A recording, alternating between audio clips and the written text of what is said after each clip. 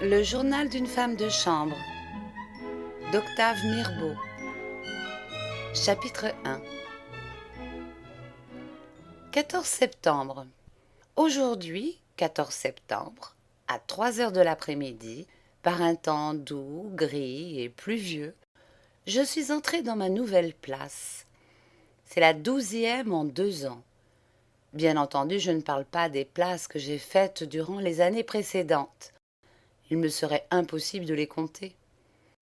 Ah, je puis me vanter que j'en ai vu des intérieurs, et des visages, et de sales âmes.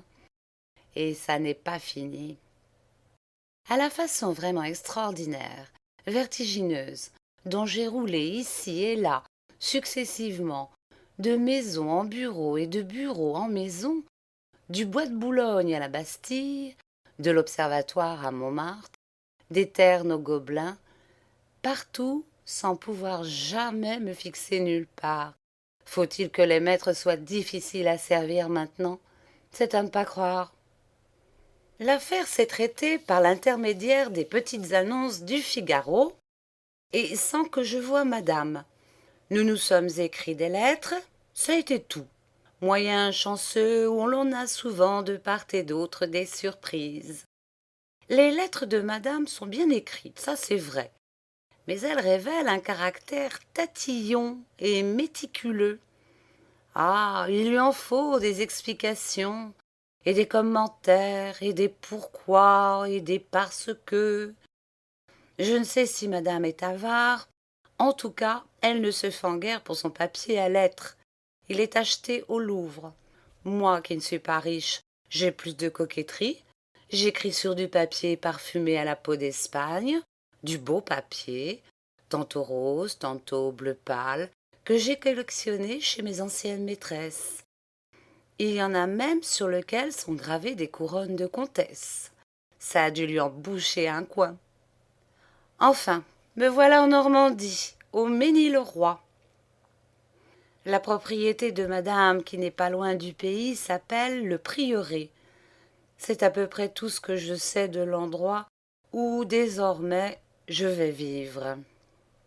Je ne suis pas sans inquiétude, ni sans regret d'être venue, à la suite d'un coup de tête, m'ensevelir dans ce fond perdu de province.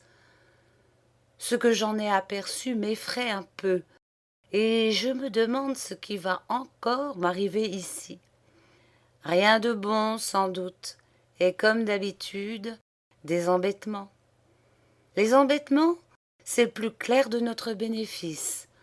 Pour une qui réussit, c'est-à-dire pour une qui épouse un brave garçon ou qui se colle avec un vieux, combien sont destinés aux malchances, emportés dans le grand tourbillon de la misère.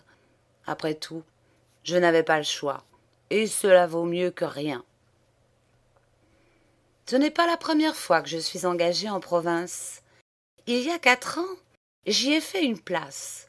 Oh, pas longtemps, et dans des circonstances véritablement exceptionnelles. Je me souviens de cette aventure comme si elle était d'hier.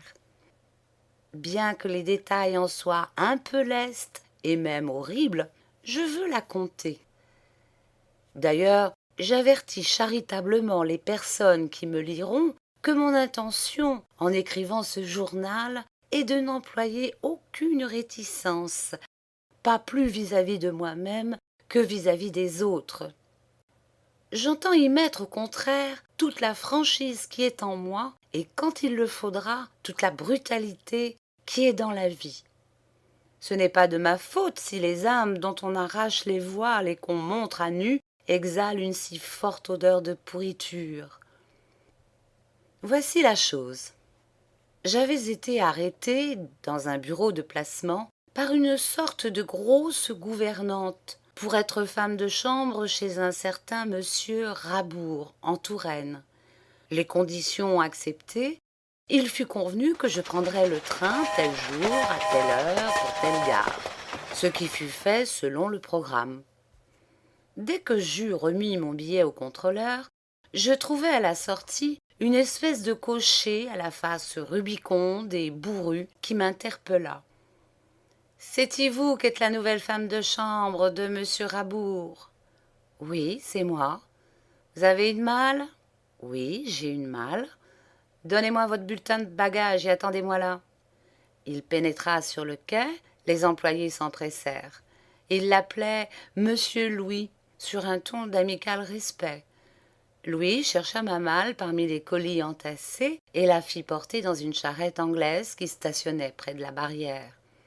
« Eh bien, montez-vous » Je pris place à côté de lui sur la banquette et nous partîmes. Le cocher me regardait du coin de l'œil. Je l'examinais de même. Je vis tout de suite que j'avais affaire à un rustre, à un paysan mal dégrossi, à un domestique pas stylé et qui n'a jamais servi dans les grandes maisons. Cela m'ennuya. Moi, j'aime les belles livrées. Rien ne m'affole comme une culotte de peau blanche, moulant des cuisses nerveuses.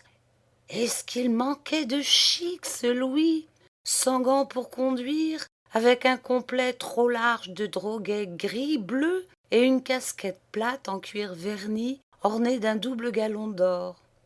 Non, vrai, il retarde dans ce patelin-là.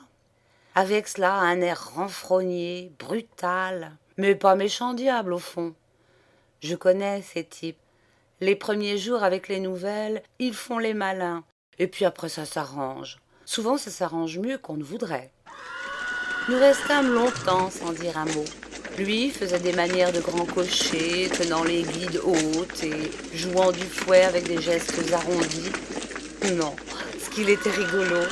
Moi, je prenais des attitudes dignes pour regarder le paysage qui n'avait rien de particulier. Des champs, des arbres, des maisons, comme partout. Il mit son cheval au pas pour monter une côte. Et tout d'un coup, avec un sourire moqueur, il me demanda « Avez-vous au moins apporté une bonne provision de bottines ?» « Sans doute, » dis-je étonné de cette question qui ne rimait à rien, et plus encore du ton singulier sur lequel il me l'adressait. « Pourquoi me demandez-vous ça? C'est un peu bête ce que vous me demandez là, mon gros père, savez ?» Il me poussa du coude légèrement, et glissant sur moi un regard étrange, dont je ne pus m'expliquer la double expression d'ironie aiguë et, ma foi, d'obscénité réjouie, il dit en ricanant « Avec ça, faites celle qui ne sait rien, farceuse va, sacrée farceuse !» Puis il claqua de la langue, et le cheval reprit son allure rapide. J'étais intriguée. Qu'est-ce que ça pouvait bien signifier? Peut-être rien du tout. Je pensais que le bonhomme était un peu nigaud, qu'il ne savait point parler aux femmes et qu'il n'avait pas trouvé autre chose pour amener une conversation que d'ailleurs je jugeais à propos de ne pas continuer. La propriété de monsieur Rabour était assez belle et grande. Une jolie maison peinte en vert clair, entourée de vastes pelouses fleuries et d'un bois de pin qui embaumait la térébenthine. J'adore la campagne, mais c'est drôle, elle me rend triste et elle m'endort. J'étais tout abruti quand j'entrai dans le vestibule où m'attendait la gouvernante, celle-là même qui m'avait engagée au bureau de placement de Paris. Dieu sait après combien de questions indiscrètes sur mes habitudes intimes, mes goûts, ce qui aurait dû me rendre méfiante. Mais on a beau en voir et en supporter de plus en plus fortes, chaque fois, ça ne vous instruit pas. La gouvernante ne m'avait pas plu au bureau. Ici, instantanément, elle me dégoûta, et je lui trouvais l'air répugnant d'une vieille maquerelle. C'était une grosse femme, grosse et courte et soufflée de graisse jaunâtre, avec des bandeaux plats grisonnants, une poitrine énorme et roulante, des mains molles, humides, transparentes comme de la gélatine. Ses yeux gris indiquaient la méchanceté, une méchanceté froide,